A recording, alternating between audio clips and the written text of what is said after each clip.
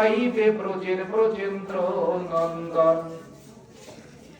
যদি কোটি জনম ভাগবত পাঠে এসে ভাগবত কথা শ্রবণ করি এবং তা কীর্তন করি, তাও ব্রজের ব্রজেন্দ্র নন্দন ভগবান শ্রীকৃষ্ণকে পাওয়া সম্ভব নয়। কিন্তু যদি শ্রদ্ধা করে একেবারে নামে নিলে যত পাপ ভরে, এই জীবের কি সাধ্য আছে জীব তত পাপ করে? কি বাবা সাধ্য আছে? কিন্তু নামের মতো নাম নিতে হবে। এই নামের মতো নাম কে নিয়েছিল? নদিয়ার সেই জগাই মাথায়। ওই নামের গুণে জগাই মাথায়, ওই নামের গুণে জগাই মাথায়, নামের গুণে জগাই মাথায় উদ্ধারিয়া গেল রে। সবাই বলুন, মধু মাখা হরির নাম বলো রে, একবার বলো রে, মধু মাখা হরির নাম বলো রে। বাহ, সবাই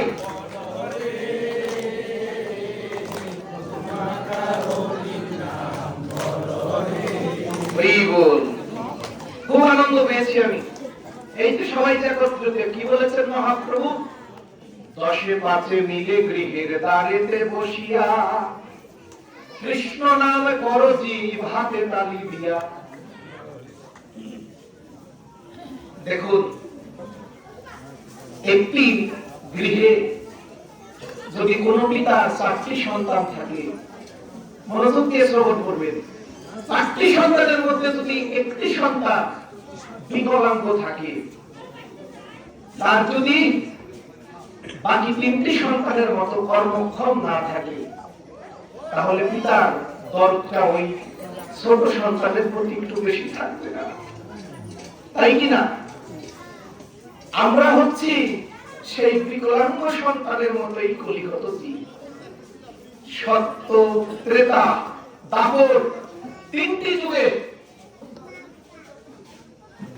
মানুষ ধর্মকে গ্রহণ করে তারা ভগবানকে ডেকেছেন, কিন্তু আমরা কলিগত জীব। এবং মধুমাকার হরি নাম নিয়ে আমরা কৃষ্ণ বিমুখ হয়ে আমরা কৃষ্ণ নাম করছি না। কি আমরা করছি? আর এখানে দুর্দশাময় জীবনকে আমরা গ্রহণ করে নিয়েছি। তার মধ্যেও যে বা যাহারা কৃপা করে এই কৃষ্ণ নামের একটি বাগান তৈরি করেছে, তার জন্য সবাই বলেন নিতাই গৌর প্রেমানন্দে হরি হরি বল।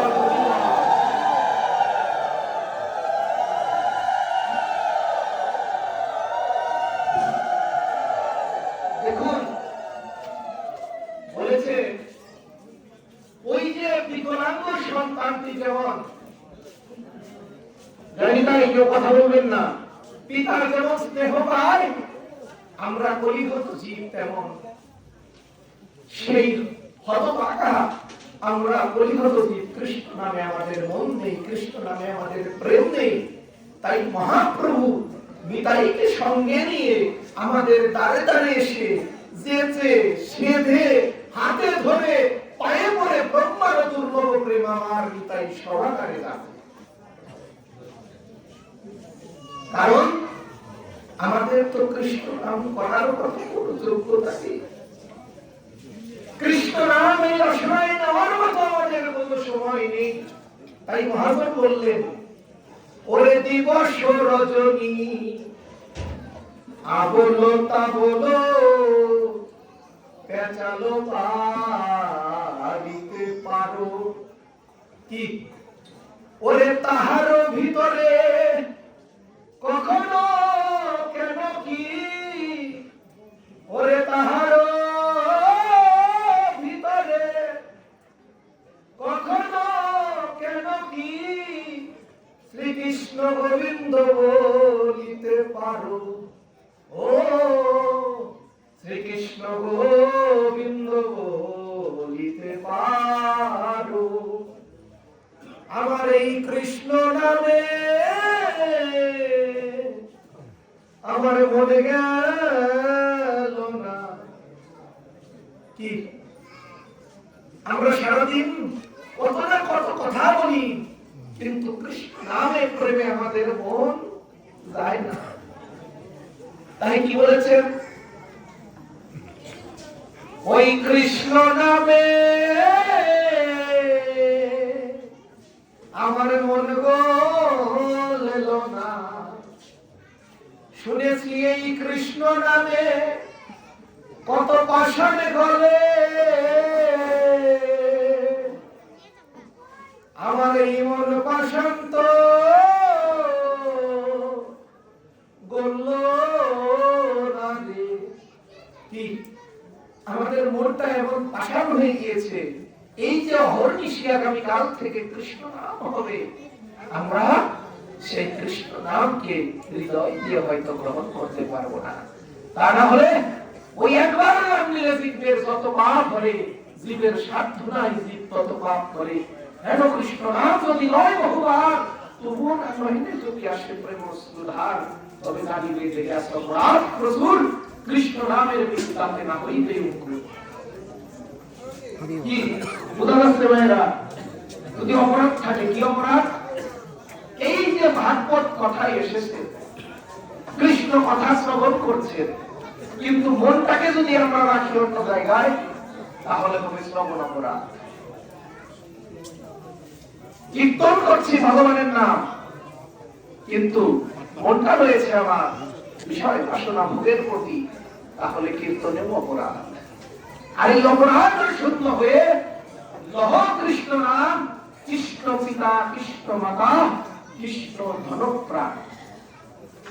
আর আমাদের এই কলিগত জীবে এই না দুঃখ দুর্দশা দেখে, আমাদের অপারগতা দেখে, স্বয়ং গোলকের রাধা কৃষ্ণ সেই রাধা ভাবকে ধারণ করে অন্তরে গোবিন্দ হয়ে রাধা কৃষ্ণ মিলিত করিতে অবতীর্ণ হয়েছে। কেন অবতীর্ণ হয়েছে? এক ভক্তের করুণ ডাকে। কে? অদ্বৈত প্রভু। অদ্বৈত প্রভু নদিয়াতে কৃষ্ণ নাম করতেন। সে কৃষ্ণ নাম করতেন দেখে ওই যে নদিয়ার যারা পাপী পাষণ্ডী ছিল, যারা কৃষ্ণ নামে যাদের মন ছিল না, তারা কি করতেন? তারা অদ্বৈত ঠাকুরকে এসে বলতেন, এ অদ্বৈত, তুমি যে কৃষ্ণ নাম করো, তুমি যে কৃষ্ণ নাম বলে সারাদিন নয়ন জলে বক্ষ ভাসিয়ে তুমি কাঁদো, তোমার এই পাগলের কার্যকলাপ, এতে কি লাভ হবে? অদ্বৈত মনে বড় ব্যথা পেলে যে প্রভু, আমি তোমার নাম করি, আমি তোমার নামে আমার নয়নে অশ্রু আসে, প্রেম হয়, আর ওই পাপী পাষণ্ডীগণ বলছে আমি নাকি পাগলের কাম করি।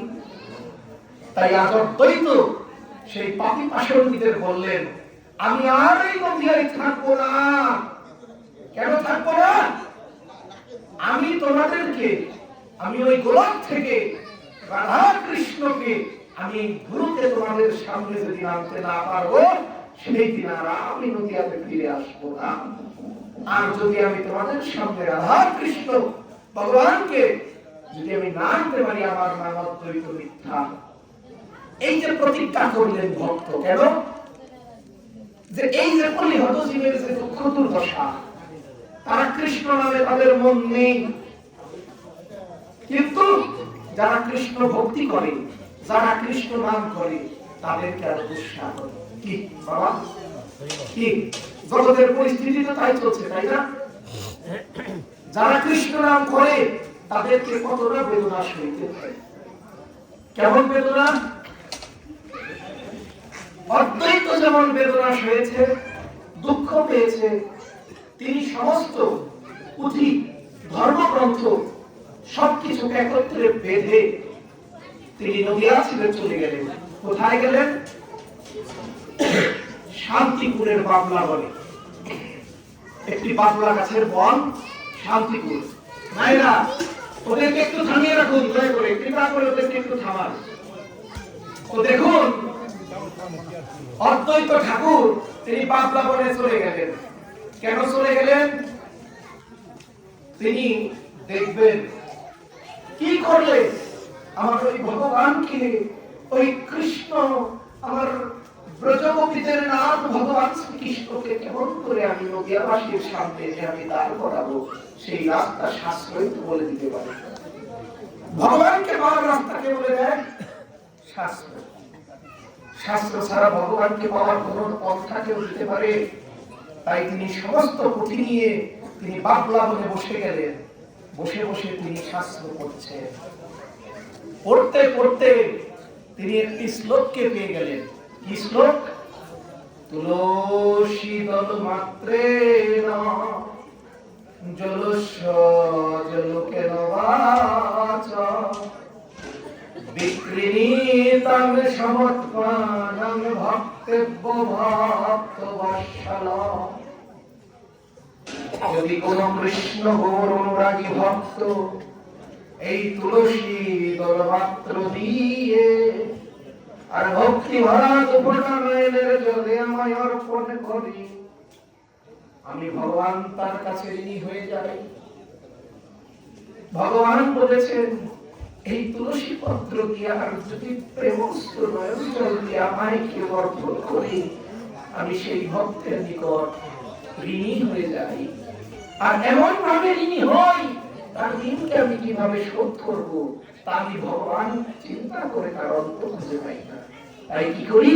বিক্রীণীতাং সমৎপানং ভক্তেব্য ভক্তবৎসল। আমি ভক্তবৎসল ভগবান, আমি সেই ভক্তের ঋণ শোধ করার জন্য কোন উপায় না পেয়ে আমি নিজেকে তার চরণে বিক্রি করে দিই। আজ ভগবান বলছেন আমি নিজেকে বিক্রি করে দিই। কার কাছে? ওই যে ভক্ত নয়ন জলে আমায় ডাকে। তাই এই যে আপনাদের মতো সাধুগুরু বৈষ্ণবের আগমন ঘটেছে, আমি জানি না আমি ভগবানের চরণ আমি সেবা করতে পারি বা না পারি। দেখতে দেখতে তো অনেক দিন কাটিয়ে আসলাম। কারো জীবনের হয়তো সকালবেলা চলছে, কারো জীবনের হয়তো দুপুর নেমে এসেছে, আর কেউ কেউ আছেন জীবনের সন্ধ্যাকালে বিরাজ করছে। কিছুকাল পরে জীবনের বেলা সাঙ্গ করে সেই পরপারে গোবিন্দের নিকট যাওয়ার জন্য প্রস্তুত হতে হবে। কার কখন ডাক আসে আমরা কেউ জানি না। আজকে এখানে আমরা রয়েছি, হয়তো আগামীকাল এখানে আমরা বসে থাকতে পারবো কিনা তাও আমরা জানি না। তাই ও ভগবান, আমি তোমার চরণ সেবা করতে পারবো কিনা পারবো, তোমার এই ভক্তের চরণে ছাড়া করোনা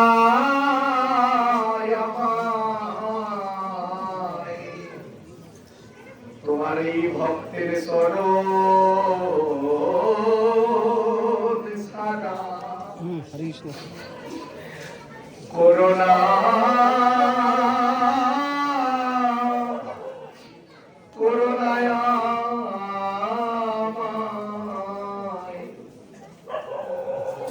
ভগবানে তোমার এই চরণ আমি পাইবা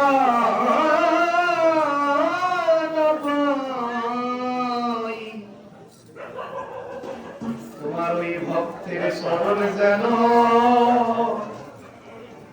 আমি সেবা করতে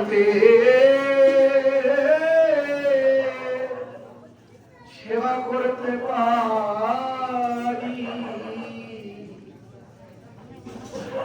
কারণ ভগবান তোমায় পাওয়ার জন্য যেভাবে তোমার ঘটনা করার দরকার, এই জীবন অতিবাহিত হয়ে যাচ্ছে, আমি তোমায় ডাকতে পারছি না। তাই তোমার যে ভক্তগণ আছে সেই ভক্তগণের চরণ ধুলি যদি আমরা অঙ্গে নেই। কারণ ভগবান বলেছে আমার হইতে আমার নাম করো, আমার নামের হইতে আমার ওই ভক্ত করো, আর ওই ভক্তের চরণ ধুলি তাহার থেকে অধিক অধিক।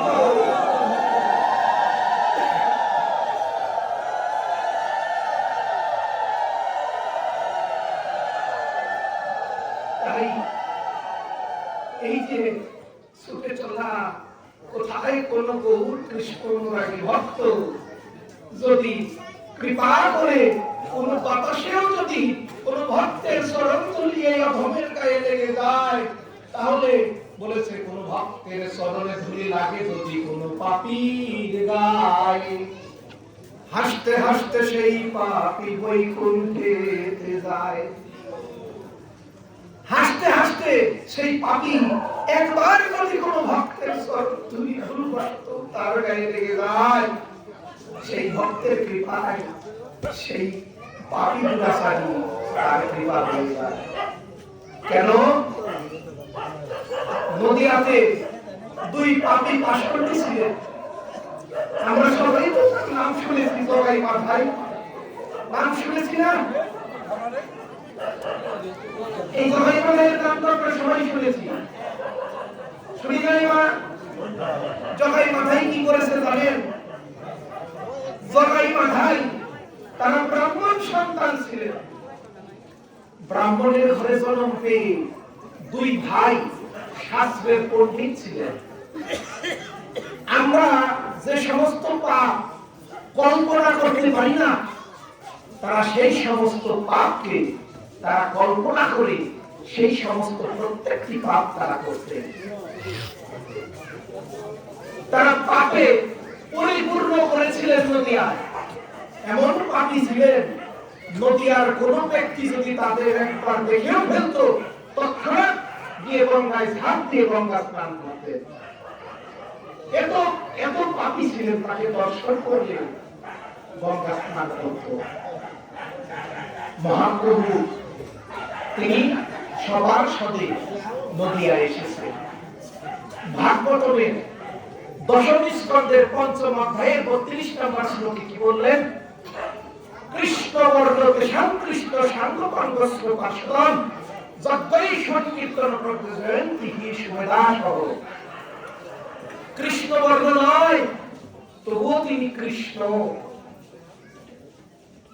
সঙ্গপাঙ্গস্য পার্শ্বদম কি ভগবান তুমি অস্ত্র নিয়ে এসেছেন না? মা অস্ত্র নিয়ে এসেছেন তো, তাই কি নিয়ে এসেছেন? তীর ধনুক নিয়ে এসেছেন।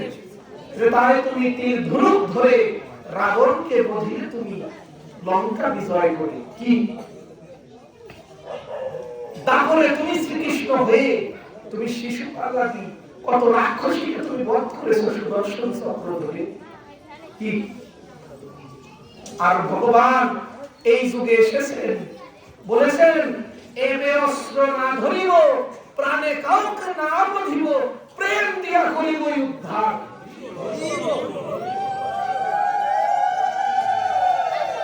কি দিয়ে উদ্ধার করবেন? কি দিয়ে উদ্ধার করবেন? প্রেম দিয়ে। নাম এবং প্রেম, বিনা প্রেম সে নাহি মিলে দ্বন্দ্বলালা। তাই ভগবান বলেছেন আমি যোগীর যোগে থাকি না, আমি ওই ধনীর ধনের মধ্যেও থাকি না, আমি ওই পণ্ডিতের জ্ঞানের জ্ঞানীর মধ্যেও থাকি না। ও ভগবান তুমি কোথায় থাকো? আমি থাকি ওই ভক্তে, ওই ভক্তি, ওই ভক্তির মাঝে। ভগবান কি বললেন? আমি কোথায় থাকি? ভক্তের ভক্তির মাঝে। কোটি কোটি অর্থ নিয়ে রাজভোগ সাজিয়ে দুর্যোধন সাজিয়ে বসে আছে। আজকে হস্তিনাপুরে কৃষ্ণ এসেছেন। তিনি রাজপুত্র, রাজকুমার। কি আমাদের গ্রামে যদি কোনো মান্যগণ্যী ব্যক্তি আসে, কার কাছে যায়? যে ধনাঢ্য ব্যক্তি তার ঘরে গিয়ে আগে আশ্রয় নেয় না? কি বাবারা? দুর্যোধন সমস্ত কিছু রাজভোগ সাজিয়ে গোবিন্দের জন্য বসে আছে। আর ওইদিকে রাজমন্ত্রী বিদুর তিনি কাঁদছেন নয়ন জলে। বাড়ি গিয়ে স্ত্রীকে বলছেন ও বিদুরানী, আমি দাসী পুত্র হয়েছি, আমার প্রাণের প্রাণেশ্বর গোবিন্দ আজকে এসেছে। বিদুরানী, আমার তো আজকে গোবিন্দ সেবা হলো না, আমি তো গোবিন্দের সেবা করতে পারবো না আজকে। ওই ধনের ধনাঢ্য ব্যক্তি দুর্যোধন, তিনি কতটা আয়োজন করে গোবিন্দের জন্য বসে আছে। এই কথা দুজন আলোচনা করছে আর নয়ন জলে কাঁদছে। তিনি কাঁদছেন কেন? যে গোবিন্দ বুঝি আজকে আমার কাছে আসবে না, আমি বুঝি গোবিন্দের সেবা আজকে করতে পারবো না। কিন্তু ভগবান তো অন্তর্যামী, তিনি অন্তরের কথা জানেন। ভগবান দুর্যোধনের রাজপ্রাসাদের দিকে না গিয়ে ভগবান হেঁটে চলছে বিদুরের ওই ভগ্ন কুটিরের দিকে। বিদুরের ঘরে গিয়ে কৃষ্ণ করা যাচ্ছে, বিদুর, ও বিদুর, আমি এসেছি। বিদুর বলছেন, তুমি কে? বলছে, বিদুর, আমি তোমার গোবিন্দ, আমি তোমার কাছে এসেছি। বিদুর নিজের কর্ণকে বিশ্বাস করতে পারছেন না। বিদুর দৌড়ে গিয়ে দরজা খুললেন। দরজা খুলে যখন আমার প্রাণনাথ গোবিন্দের দর্শন পেলেন, নয়ন জলে কেটে কেটে বলছেন, প্রভু, তুমি এই অধমের গৃহে এসেছো, তোমায় কি দিয়ে সেবা করবো? আমার কোনো ধন নেই।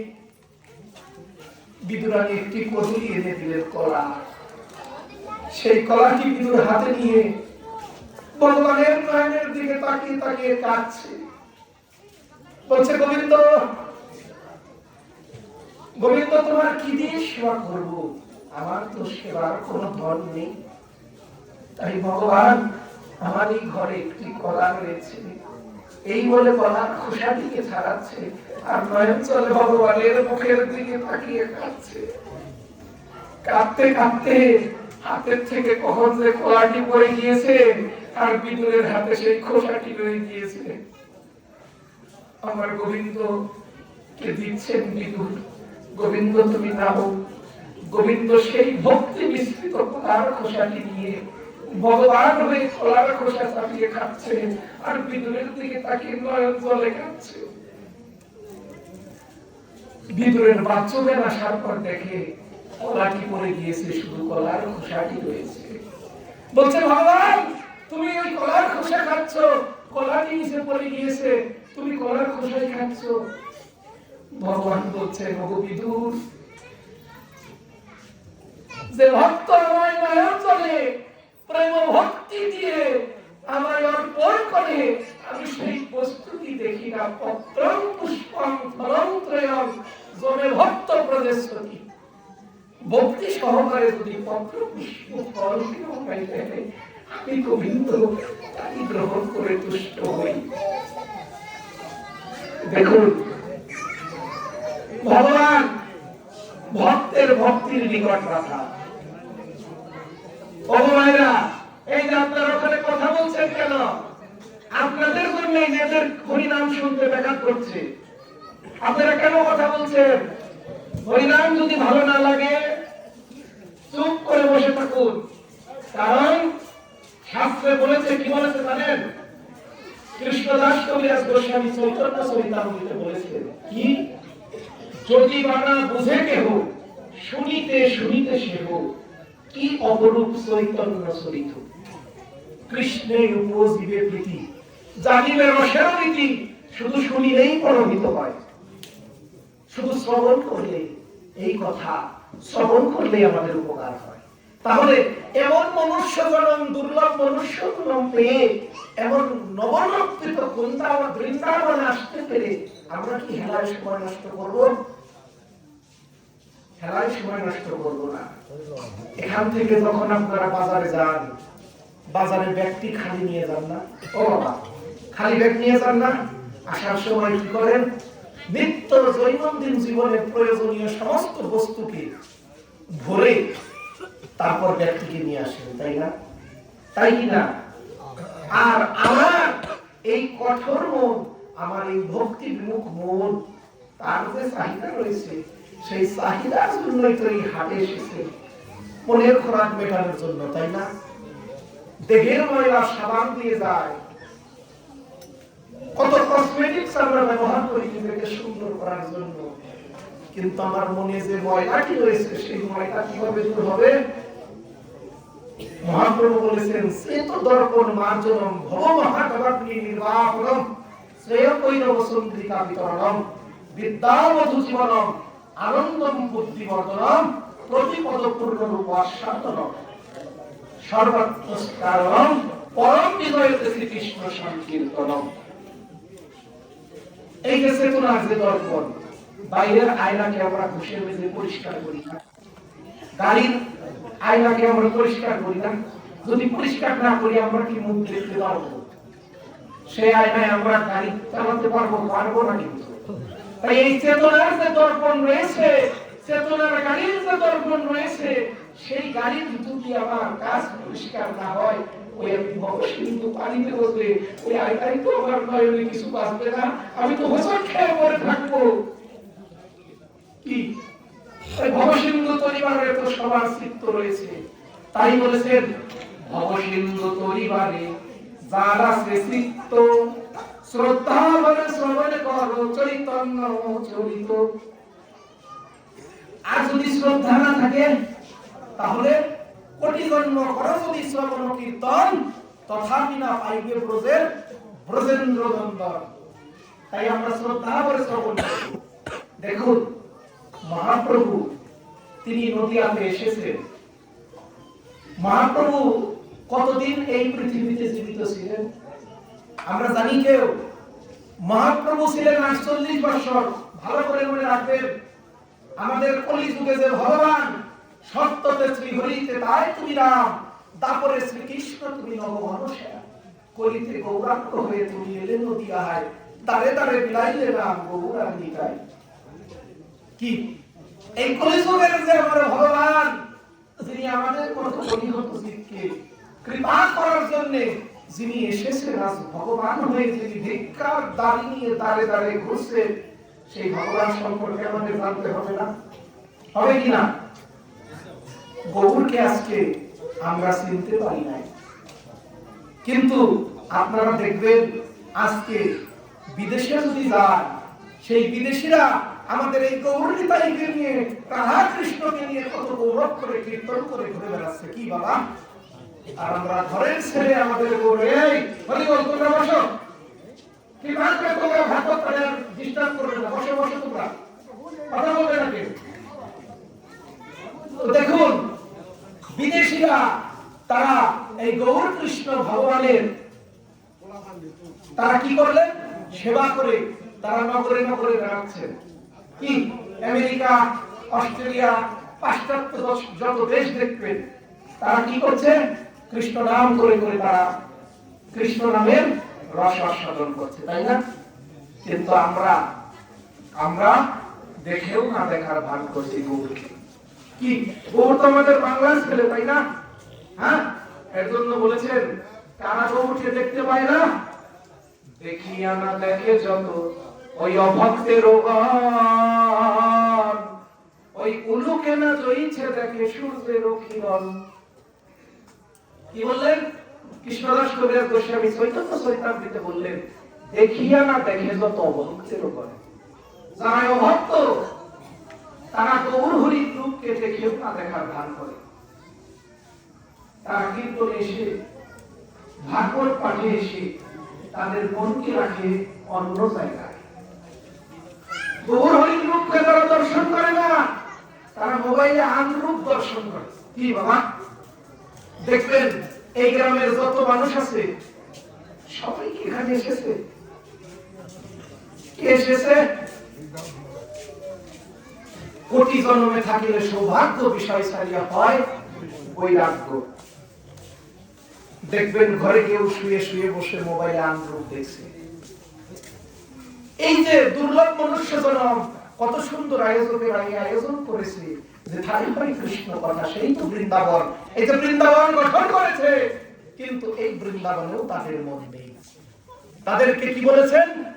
দেখিয়া না দেখে যত ভক্তের গণ, উলুকে না জইছে দেখে সূর্যের কিরণ। উলুক মানে পেঁচা।